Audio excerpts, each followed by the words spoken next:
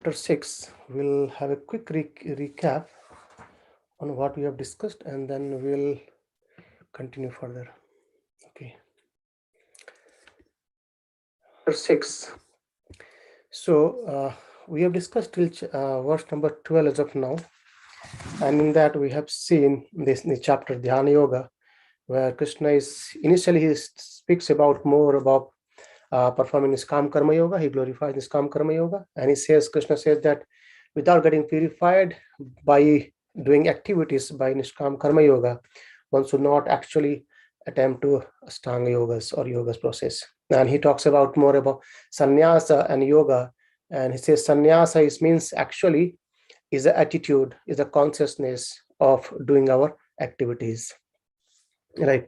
And then Krishna speaks about two levels of yogis. One is Aruruksha and one is Arudha. Aruruksha is initial stage and Arudha is advanced stage.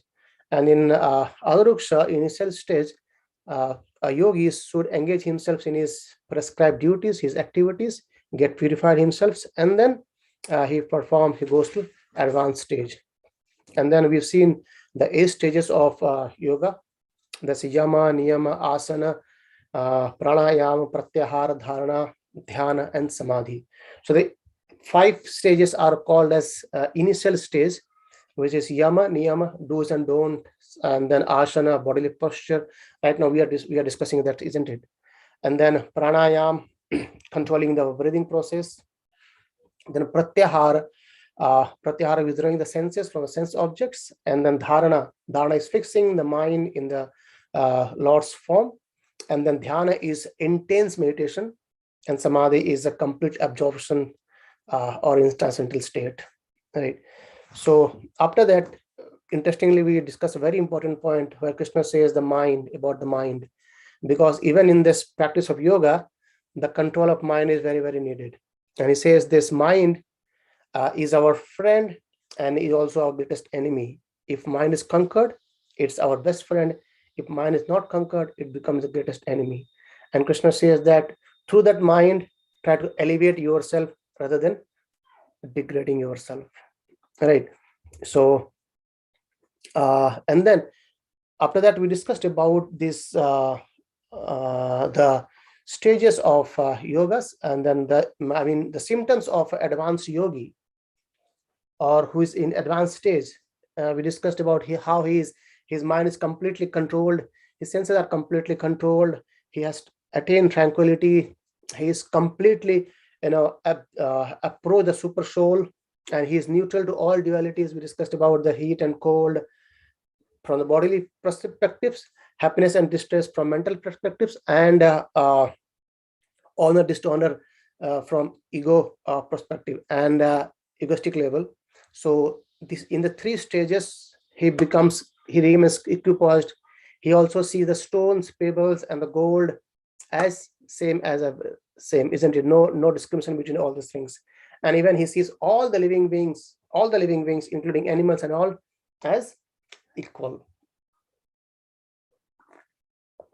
This is a quick recap of what we have discussed. And then in the last session, in Monday, we discussed about these stages of, how they practice. And on that time, we discussed about how these yogis, they go to a secluded place, and they try to go to even to secret place. They try to be they set the position or by putting a kusha grass and then deer screen, and the seat should not be very much higher, or should not be very low. And in that way, we're discussing over there. So we'll continue from there today. Let me share my screen.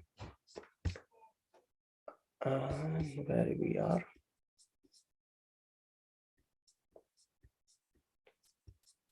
Yes, so here it is. Let me. So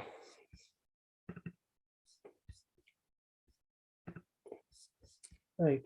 So these were the last sloka we discussed on Monday, where we state that to practice yoga, one should go to a secluded place and should lay kusa grass on the ground and then cover it with deer skin with a soft cloth.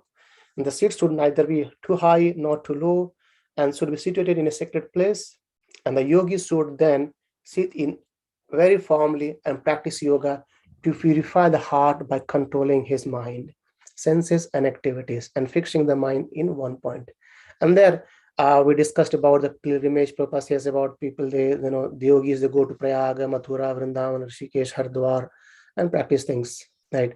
And at the end, we discussed very nicely that Prabhupada says it's very difficult to perform these things in Kali Yuga, right? And where we have all all disturbed minds, so it's become very difficult for us to perform this. And hence, Prabhupada recommends that the best means for spiritual realization in Kali Yuga, as given by Chaitanya Mahaprabhu, is chanting the holy name of the Lord. Hare Nama, Hare Nama, Hare Nama, Eva Kevalam, Kalo Nasteva, Nasteva, Nasteva, Gati Anyatha. Right. So let's continue from there. So Krishna is again, he's continuing more on this, how these are the basic practices of Ashtanga Yoga in 4 verses. So in first 2, he says, they should leave everything. They should try to control their mind, senses, and then go to a secluded place. They sit down, they make their position, or they put their sheet nicely so that they meditate on Lord. And we'll see it here in 13 and 14. Shamam kaya shiro griyam dharayan achalam sthirah sampreksha nasika graswam dishaschana lokayan prasanatma vigata bhir brahmachari vrate stitah manah samyamya matchitta yukta ashita matparaha. So Krishna says that one should hold one's body, neck, head erect in straight line. So when we go through this process, when we learn these things, it helps us also even in Krishna consciousness. When we this is this position when we says we should hold one neck's head and erect in straight line. You will observe that in this position, when we are actually completely erect, it becomes very easier for our breathing. In one of the discussion I was there, in one of the devotee, he teaches yoga in India, and he also saying that one thing, like when you are doing your japa, so sometimes we like chanting holy name, Hare Krishna, Krishna Krishna, Rama Rama Rama Rama, we just bend ourselves. And he says, okay, just try to take a deep breath. When you take a deep breath, what happens? Your body posture automatically becomes straight, isn't it? Because when you take breathing, and when our body, neck, and our spinal cord is straight, we could breathe very nicely, very properly as well, right? So that's how he was saying. So I just came to my mind at that point. So the yogis, they hold their body, neck, and head erect in straight line, and they stare steadily at the tip of the nose. Prabhupada actually mentioned the purport that the yogis, they are actually looking at the tip of the nose. They are not sleeping. The eyes are actually half open, half closed. So we'll read it purport and we'll go there. So they stare steadily at the tip of the nose. Thus, with an unagitated, subdued mind, devoid of fear, completely free from sex life, one should meditate upon me within the heart and make me the ultimate goal of life. Even the process of Ashtanga Yoga, Krishna says that yukta ashita matparaha, manaha samyamya matchitto. So matchitto means Krishna saying completely that they should meditate upon me. So it's not a vague thing. It's like, okay, I'm doing meditation, but there is no one to meditate. Actually, even the Ashtanga Yogas, they actually meditate on Krishna, right? And yukta ashita matpara, and they should make me the ultimate goal of life. So again, that's even when seen in earlier in Kam Karma Yoga, we say, we should offer our results of activities to Krishna. Krishna is the main proprietor. Krishna is the ultimate benefactor, isn't it? In that way, here also the Ashtanga yogis, they also, by controlling everything, by following all this process, they actually meditate upon Krishna. Within their heart has a Paramatma, and they make Krishna as the ultimate goal of life, right? So the point here is they make a nice place to sit, And they put deer skin, we discussed, because maybe in a forest there might be a danger of reptiles, but because of deer skin is being described that the reptiles don't come nearby there, so that a yogi can concentrate nicely, they can be focused. And then they close their eyes half and half open. It means they are actually devoid from sense gratification. They are not looking at outer world, but they are completely focusing on tip of the nose. It's not sleeping. So when we open our eyes, it might happen that we get distracted. So we should close it, and we should not close completely. I mean, these yogis, they don't close it completely because they might get fall asleep, right? So that's why the eyes is half open, half closed, and actually they are completely focusing, or the eyes are on the nose, the tip of the nose, right? So Prabhupada says, the goal of life is to know Krishna, who is situated within the heart of every living entity, living being as Paramatma. Okay, let me zoom a bit if you want to read it over there. Okay, let me do it now. All right. So the goal of life is to know Krishna. See, this point is very important. In any stages, either we are performing karma yoga or performing bhakti yoga or performing ashtanga yoga or jnana yoga, the ultimate goal is to know Krishna. Even the Bhagavatam says that whatever the process we follow, ultimately we have to culminate the knowledge of Krishna. Otherwise, that remains half-hazard. It's not completed. And so we situated within the heart of every living being. So Krishna is there as a Paramatma within every living being. And the yoga process is practiced in order to discover and see this localized form of Vishnu and not for any other purpose. So why he says, Prabhupada says not for any other purpose? Because sometimes it happens that some yogis, some have the desire and they do meditate and they get some siddhis. And by siddhing, by getting the siddhis, they actually sometimes cheat people as well.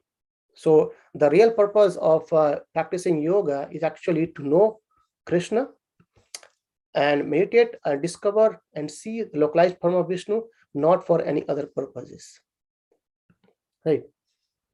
And in this purport, Prabhupada also talks very, very importantly about completely free from sex life. So these yogis, they should be completely free from sex life. And Prabhupada mentions here a very, very important point for these yogis. He says that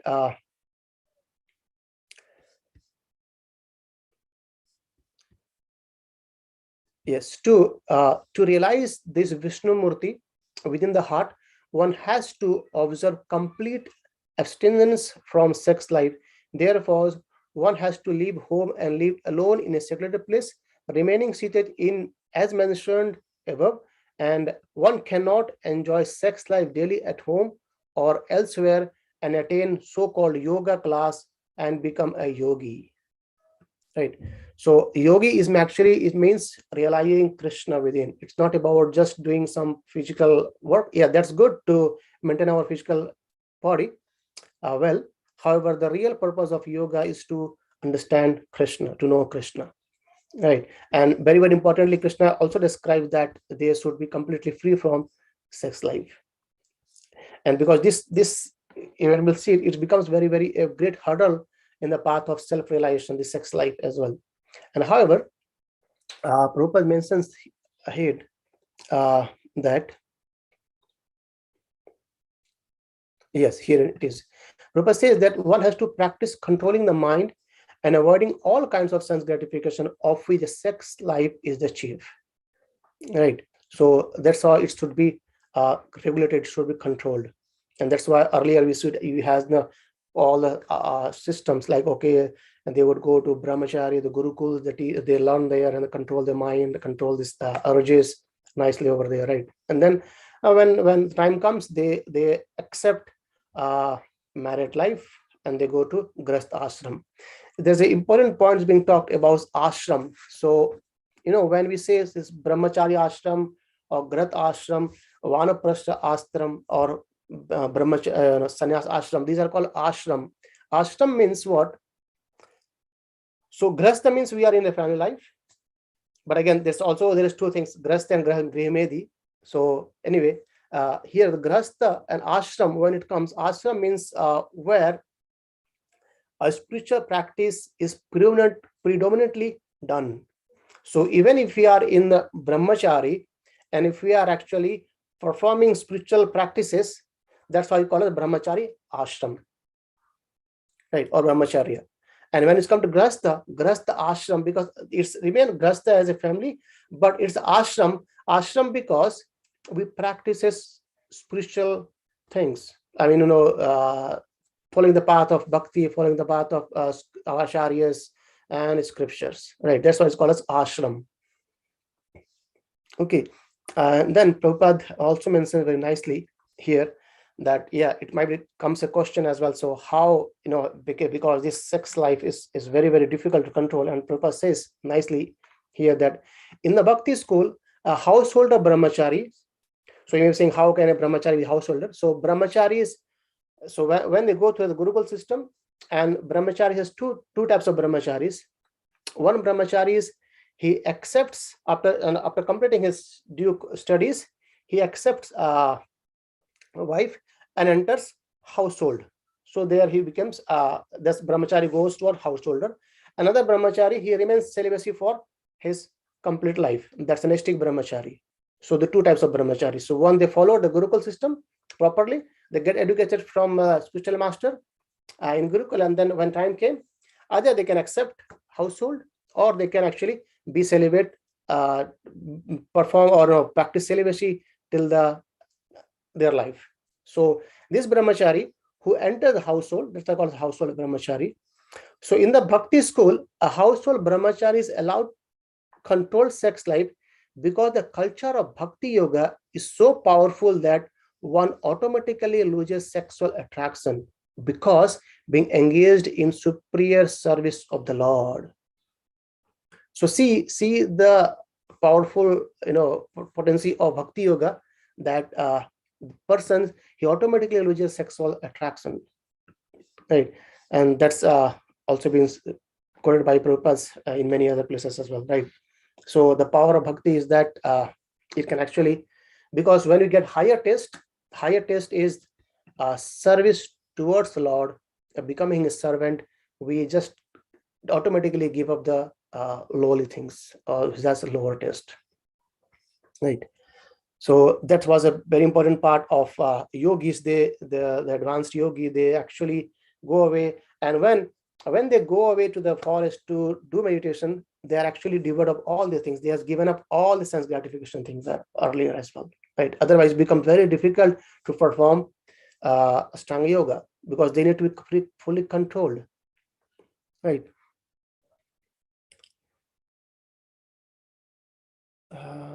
Yes.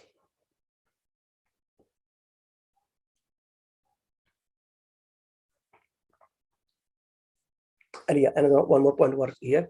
Prabhupada says that perfect practice is possible for a person who is in Krishna consciousness, and since the ultimate goal of yoga practice is to see Lord within, a Krishna conscious person is already the best of all yogis. This is actually the conclusion of this chapter. Prabhupada has mentioned earlier as well, but the conclusion of the chapter is that Krishna conscious person is already in the best of all yogas. We'll see it in the last verse of this chapter, right? And hence let's see what Krishna says in 15. So till now, from 11 to 14, Krishna speaks about the basic practices of Ashtanga yoga, right? And in 15, it says about the goal of Ashtanga yoga. So what is the goal of Ashtanga yoga? Yunjan evam sadatmanam yogi niyatah manasah santim nirvana paramam mat samsthana adhigachati. Thus practicing constant control of the body, mind, and activities. So it's not just about one thing, it's controlling the body, controlling the mind, as well as the activities. The mystic transcendentalist, his mind is regulated, attains the kingdom of God or abode of Krishna by cessation of material existence. So ultimately, they get the kingdom of Lord. This is the goal of yogis. So ultimate goal in practicing yoga is now clearly explained, that yoga practice is not meant for attaining any kind of material facility. Rather, it is to enable the cessation of all material existence, isn't it? So in all form of yogas, this is the ultimate goal, to cut off our material desires and ultimately attain Krishna's loka, Krishna's abode, the spiritual world, right? And hence, Prabhupada says that one who seeks an improvement in health or aspires after material perfection is no yogi, according to Bhagavad Gita. So when we have the desires to enjoy the sense gratification and so many here and there things, it's become very difficult to become a yogi, right? Okay. Again, Prabhupada also says that earlier Krishna says that a customate yogi who is perfect in understanding of Lord Krishna is, as is clearly stated herein by Lord himself, that Matchitta, Matpara, Masthana. So they actually meditate completely on Krishna. They make the Krishna as their goal, isn't it? And they go Krishna's abode. So Matchitta means completely on focusing on Krishna's. Matparaha, they make Krishna's as their goal, and then Masthana, they at the end go to Krishna's dhana or Krishna's dham, or you can say place of Krishna, the kingdom of Krishna, right? And hence they can attain real peace and can ultimately reach his supreme abode, Krishna Loka, known as Golok Vrindavan.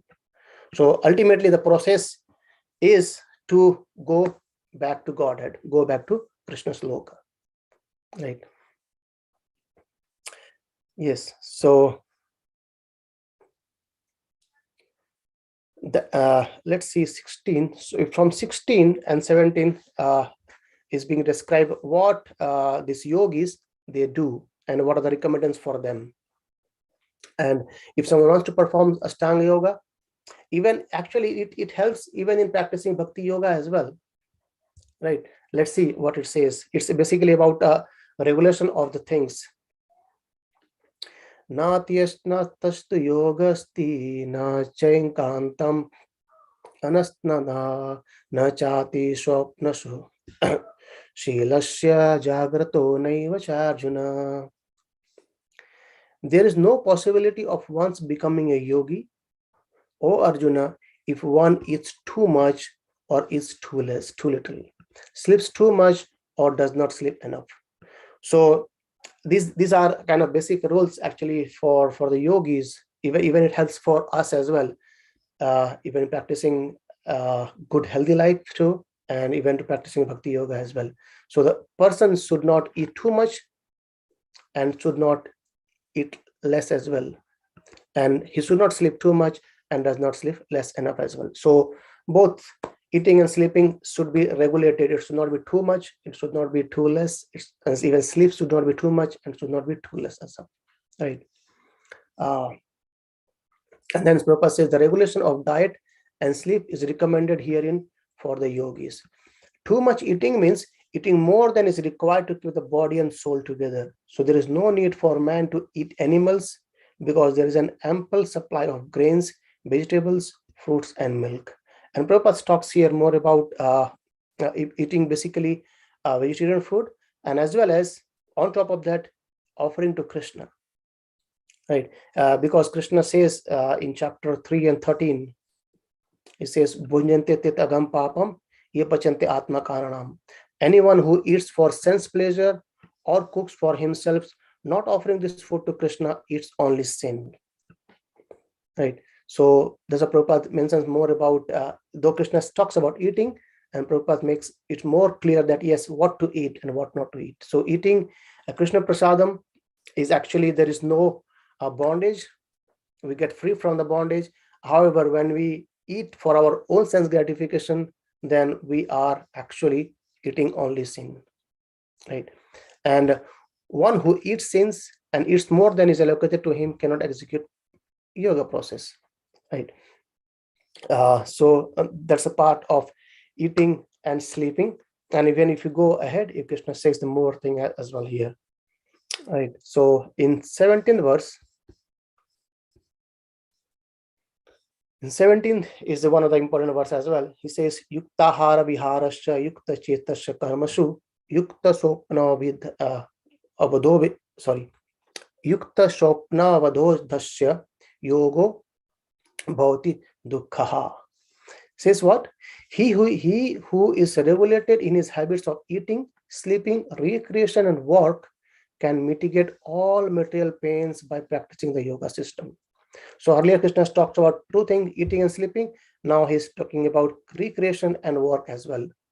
So that's how Prabhupada says extravagance in the matter of eating, sleeping, and defending and mating, which are actually demands of the body, and it can block advancement in the practice of yoga. That's why Krishna is saying you should eat enough just to keep the body well, and not too much or neither too less, so that we become sick, right?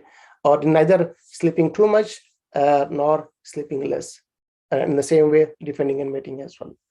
So these are actually they are blocks for advancement in the practice of yoga. So as far as eating is concerned, it can be regulated only when one is practiced to take and accept prasadam, which is called a sanctified food. I was thinking earlier in the previous time that in one of our restaurant, I think in Pune, in India, it says that sanctified, karma-free sanctified food. So this food which is being offered to Krishna, these are karma-free, these are no karma, and are already sanctified because these are being already tested by Krishna. Hence, a devotee should try to accept prasadam which is being offered to Krishna. And even Lord Prabhupada says that Lord Krishna himself says in chapter 9:26 that patram pushpam phalam toyam, and even we can see the vegetables, flowers, fruit, grains, and milk, etc. are for people. And in this way, a person in Krishna consciousness becomes automatically trained not to accept food not meant for human consumption and not in the category of goodness. Right? We will see this mode of goodness when we go into chapter 14 and 17. There Krishna describes so many, even all the activities what we do, they can be categorized into mode of goodness, passion, and ignorance. So someone should try to always be in the mode of goodness, and the food in the mode of goodness is acceptable for the devotees as well. Right.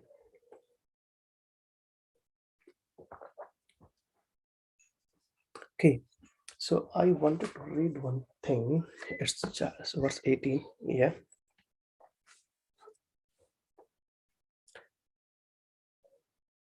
Yes. So let's continue from here.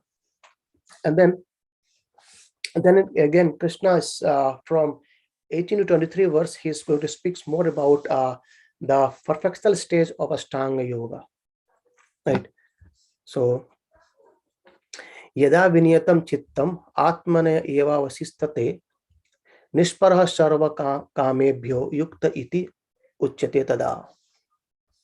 When the yogi, by the practice of yoga, disciplines his mental activities and becomes situated in transcendence, devoid of all material desires, he is also to be well established in yoga. So earlier we have seen that the yoga or the hosts who practice in yoga, they should control their mind, they should control the senses, even they should control their body, they go to secluded place, they control their sex life, they control their mental desires and everything. And these are the disciplines even in all platform mental, and hence they are in the position of transcendence and they have no material desires. They are all devoid of all material desires, and hence he is well established in yoga. So what does yoga means? Yoga means is connecting ourselves with Supreme Lord. Right? We have discussed earlier, Prabhupada says the same. Right? So the activities of yoga are distinguished from those of an ordinary person by the characteristics that season off from all kinds of material desires, of which sex life is the chief. So a perfect yogi is so well disciplined in the activities of the mind that he can no longer be disturbed by any kind of material desires. Right? And then Prabhupada quotes this verse we've discussed many a time. From Amrish Maharaj, Savayamana Krishna Padaravindayo Vasamshi Vaikunta Gunano Varnane. So just engage your mind in Krishna's lotus feet, engage your, speak about Krishna Katha, and engage your hands in cleaning the temple, and engage your legs to go to Krishna's Dhama, right? This how we can actually engage all our activities, all our senses in Krishna's service. So that's Prabhupada mentions here, that how can someone engage everything in Krishna's service, quoting the verse from of Amrish Maharaj. Right. So that's 18th.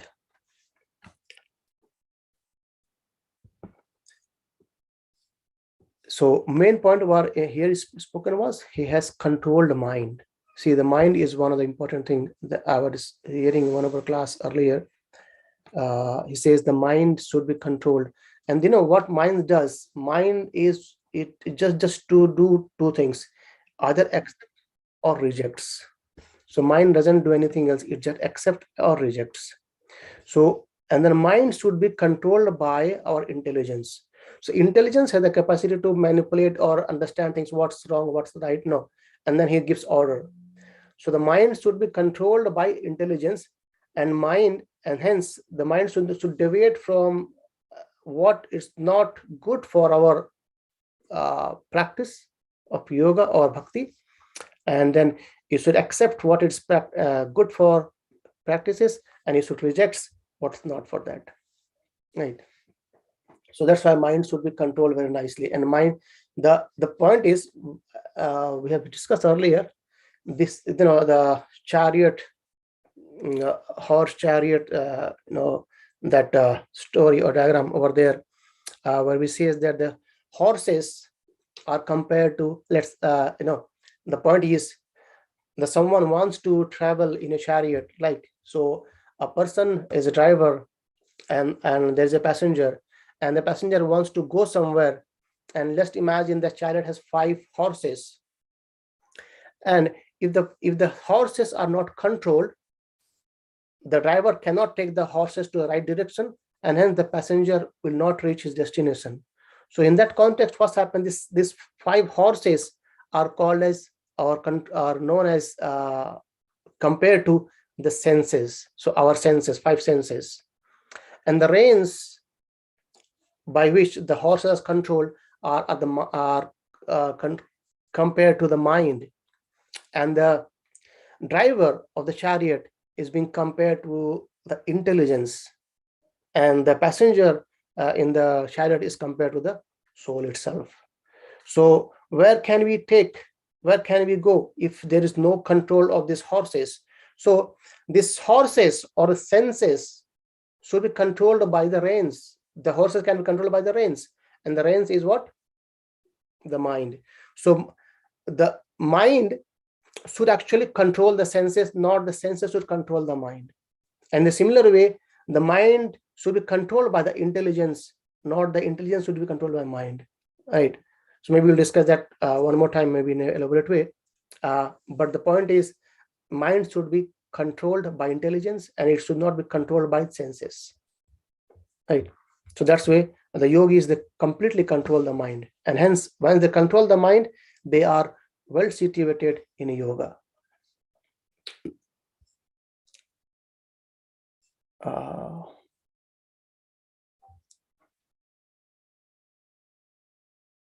Okay. Yeah, here it is, actually is the point I was searching for, this one. Prabhupada says that unless the mind is fixed on the lotus feet of the Lord by constant remembrance, such transcendental engagement are not practical.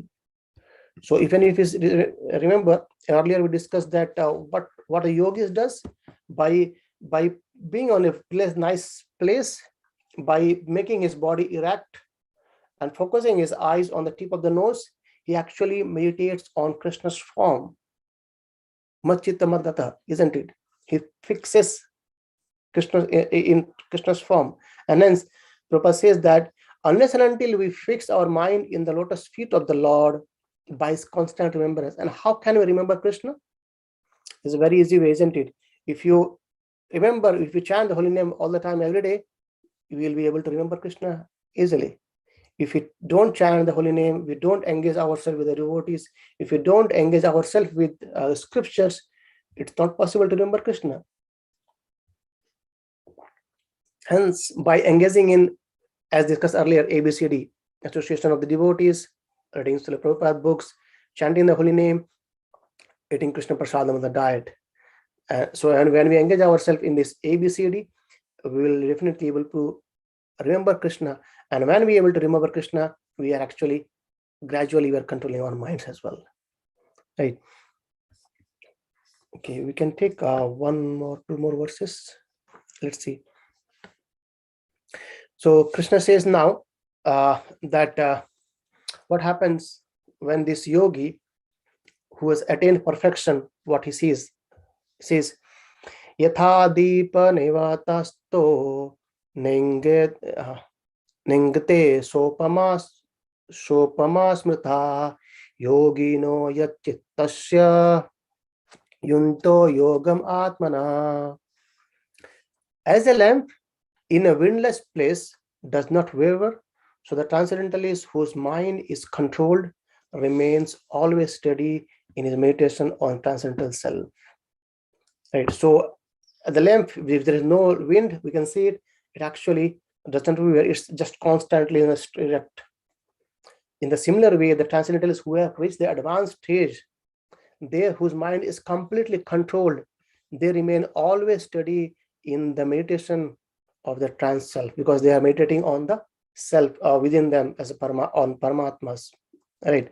So Prabhupada says a true Krishna conscious person always absorbed in transcendence. That's a pure devotee. So who is in constant undisturbed meditation on his worshipful Lord and is steady as the lamb in a windless place.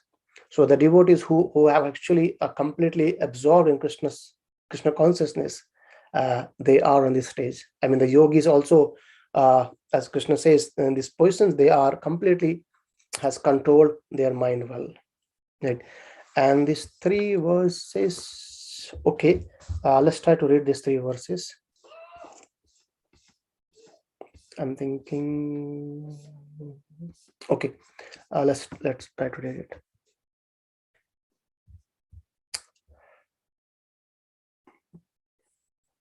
Okay. Yatra paramate chittam niruddham yoga sevaya yatra chaivatmanatmanam pashyana atmani tushyati shukam atyantikam yattad buddhi graham atindriyam veti yatra na chaivayam sthitas chalati tatvatah Yam labha cha param labham maniyate nadikam tatah yasmin sthona dukkhena guruna pi vichalayate tam vidya dukkha samyoga viyogam yoga sanjitam. These are 3 verses combining at one place, where let's see, it says this is the stage of samadhi. What happens in the final stage, samadhi? In the stage of perfection called as trance or samadhi, one's mind is completely restrained from the material mental activities by practice of yoga. This perfection is characterized by one's ability to see the self by pure mind and to relish and rejoice in the self. In that joyous state, one is situated in boundless transcendental happiness, realized through transcendental senses, established thus, one never departs from the truth, and upon gaining this, he thinks there is no greater gain. And being situated in such a position, one is never shaken, even in the midst of greatest difficulty. This indeed is actual freedom from all miseries arising from material contact. So that the state of samadhi, when the person is in complete trance, he is free from all miseries arising from the material contact. We know that all the miseries what we get are actually coming from material contact. By how we engage ourselves in the 3 modes, the way we get the miseries, right? Or happiness sometimes as well.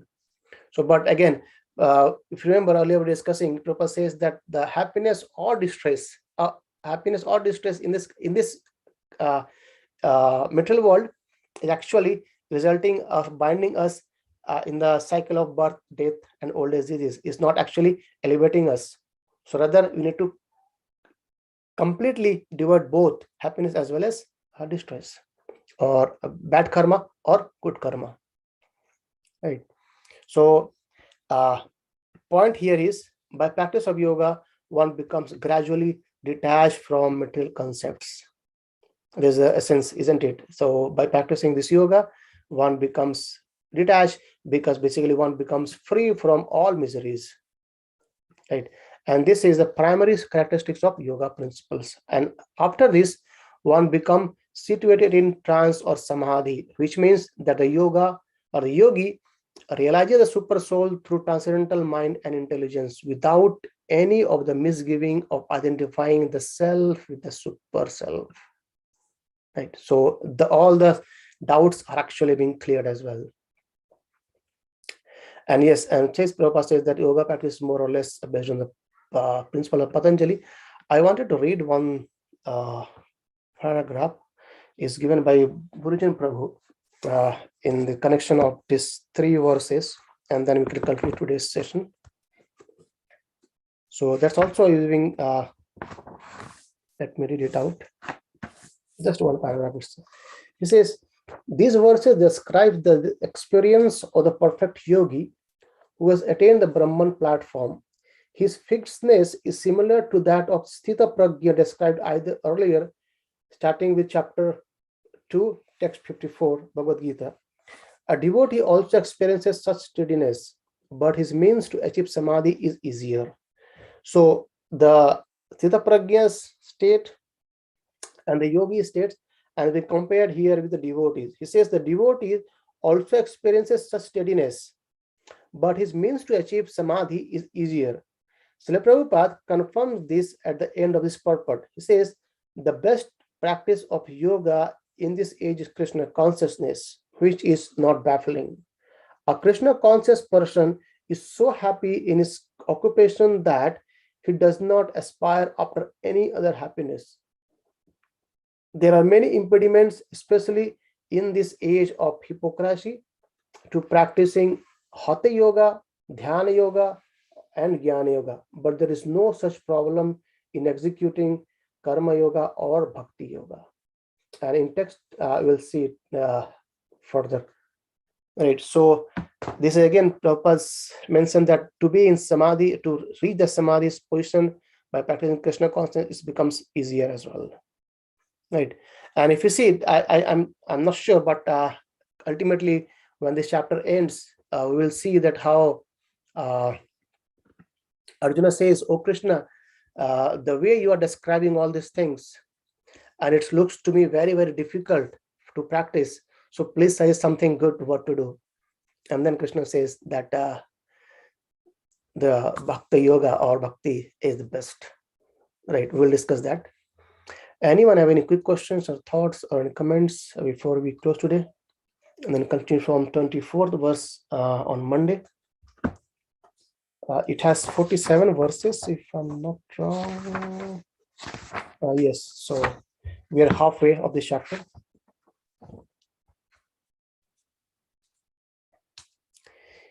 Okay, if no questions, we can stop here. Grantraj Srimad Bhagavad Gita ki Jai. Srila Prabhupada ki Jai. Granthapati Vaishnava ki Jai. Thank you all for joining. Have a happy weekend and be safe, as the COVID is again getting ahead time. So please be careful. Say Hare Krishna. Hare Krishna. Prabhuji. Hare Happy weekend. Hare Krishna.